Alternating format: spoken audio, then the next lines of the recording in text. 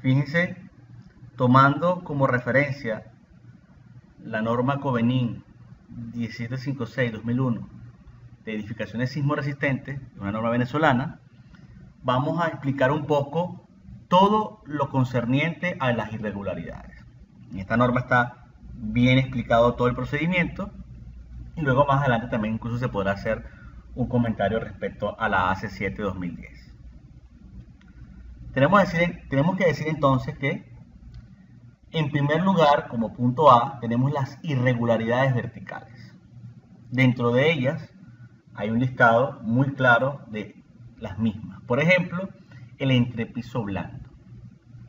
La rigidez lateral de algún entrepiso es menor que 0.70 veces la del entrepiso superior, o 0.80 veces el promedio de las rigideces de los tres entrepisos superiores. Eso es importante. En el cálculo de las rigideces se incluirá la contribución de la tabiquería. En el caso de que su contribución sea mayor para el piso inferior que para los superiores, esta se podrá omitir. Vemos aquí entonces el primer concepto asociado a la rigidez, una variación brusca de rigidez. El punto 2 sería entrepiso débil. Es equivalente al caso anterior, pero en este caso asociado a la resistencia. La resistencia lateral de algún entrepiso es menor que 0.70 veces la correspondiente resistencia del entrepiso superior, o 0.80 veces el promedio de la resistencia de los tres entrepisos superiores. También se hace mención a la contribución de la tabiquería. Un poco para entender esto, vamos a hacer un pequeño esquema, un pequeño pórtico para que se entienda el procedimiento. Fíjense, vamos a elegir aquí la simetría, elegimos aquí dibujar, y vamos a plantearnos un caso muy típico.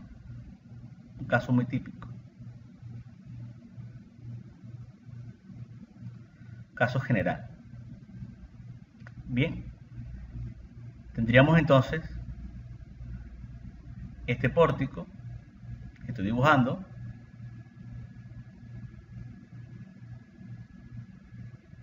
Vamos a colocarlo acá. Vamos a quitarle esto. Imaginemos que tenemos un caso así. Tenemos una estructura y por alguna razón el primer nivel tiene más altura que el resto de los niveles. Es decir, este H1, este es H2, este es H3, vamos a decir esto que es igual a H, genérico, y vamos a decir que esto es 1, algo muy simple, 1,25H, 25% más, 25% más. Si asumimos que las vigas son infinitamente rígidas, fíjense el caso, si asumiéramos que las vigas son infinitamente rígidas, donde la rigidez dependería básicamente de las columnas, es decir, las vigas tienen rigidez infinita, tanto axial como a flexión, entonces toda la rigidez depende de las columnas.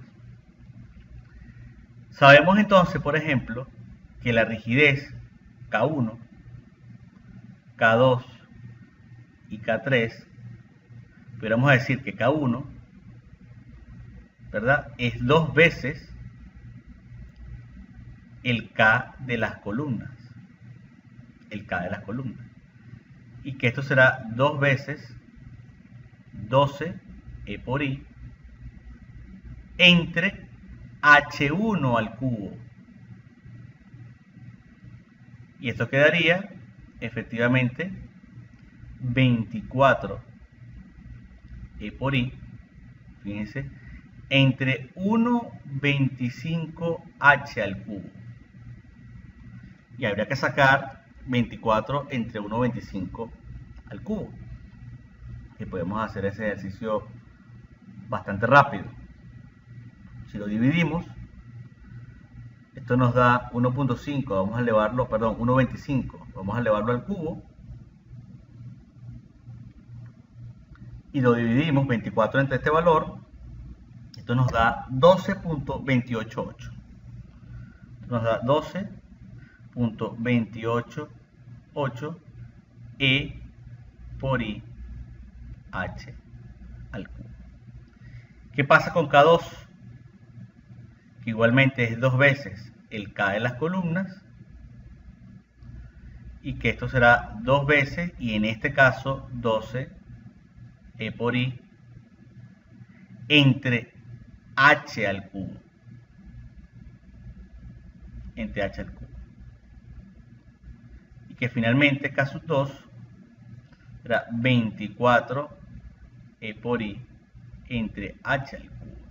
Vean la diferencia que hay entre estos dos valores. Este es casi la mitad de este. Pudiéramos decir que en el caso de 1.25H, K1 es prácticamente el 50% de K2. Si volvemos a ver el texto, fíjense que si es menor que 0,70 veces la del entrepiso superior, ya lo consideramos como una irregularidad vertical. Y fíjense que este caso no es muy, digamos, extraño, porque si esto fuese 300 centímetros, esto fuese 400 centímetros. O sea, cuando estamos en presencia de una edificación cuya primer nivel, bien sea por un lobby, un hall de entrada, lo que sea, es al menos un 25% más, tendríamos la mitad de la rigidez. Y si fuese un 50% más, tendríamos un 30% de la rigidez. Se podría compensar, por supuesto, haciendo ajustes en los tamaños de columnas entre el nivel 1 y el nivel 2. Pero de mantener la misma sección, prácticamente caemos a la mitad de la rigidez. Continuando, tenemos la distribución irregular de masas de uno de los pisos contiguos. Cuando la masa de algún piso exceda 1.3 veces la masa de uno de los pisos contiguos, se considerará como irregular. Se efectúa la comparación con el último nivel de techo de la edificación. Entonces, cuando hay una mala distribución, o mejor dicho, irregular de masa, entiéndase esto como cuando excede 1.3 veces la masa de uno de los pisos contiguos. Cuando hay un aumento de las masas con la elevación. Cuando hay variaciones en la geometría del sistema estructural. Esto indica cuando la dimensión horizontal del sistema estructural en algún piso excede 1.30 la del piso adyacente. Esto lo podemos ver en los comentarios de la norma.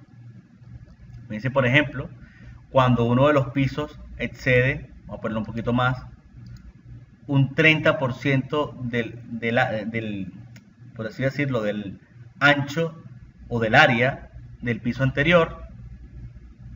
Puede ser arriba o puede ser abajo. Cuando, bueno, esto sería regular cuando la variación de la dimensión con la altura va disminuyendo. Lo contrario sería lo irregular, como este caso, donde con la altura va incrementándose el área. Fíjense, si A entre L es mayor a 0,10, se consideraría irregular.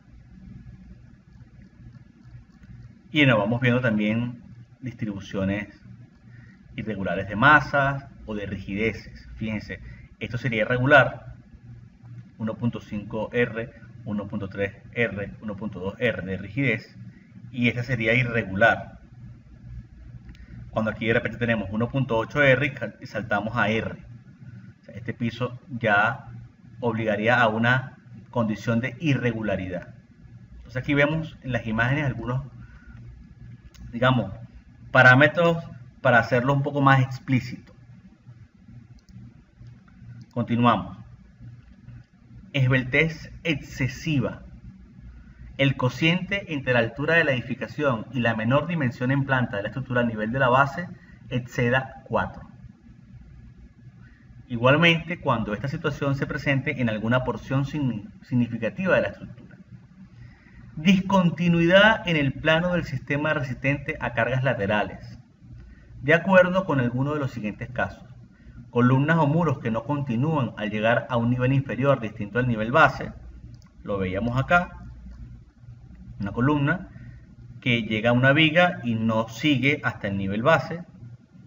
Esta excentricidad de alguna manera se presenta como una irregularidad. El ancho de la columna o muro en un entrepiso presenta una reducción que excede el 20% del ancho de la columna o muro en el entrepiso inmediatamente superior en la misma dirección horizontal. Y el desalineamiento horizontal del eje de un miembro vertical, muro o columna, entre dos pisos consecutivos supera 1/3 de la dimensión horizontal del miembro inferior en la dirección del desalineamiento. Falta de conexión entre miembros verticales y el conocido efecto de columna corta, que sabemos que se puede producir por un problema de dejar una tabiquería a media altura.